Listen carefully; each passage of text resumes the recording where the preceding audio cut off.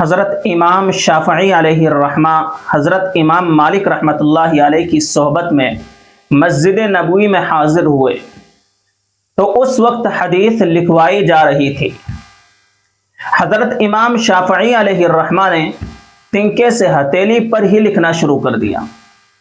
بعد میں حضرت نے فرمایا کہ یہ تو بے ادبی والی بات ہے۔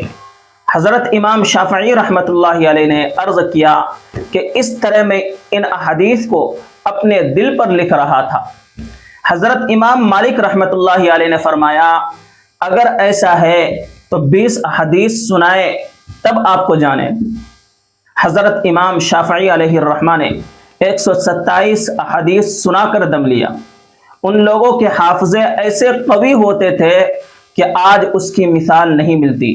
ہمیں آج کے دور میں ان لوگوں کے حافظے کو اپنے ناقص حافظہ پر قیاس نہیں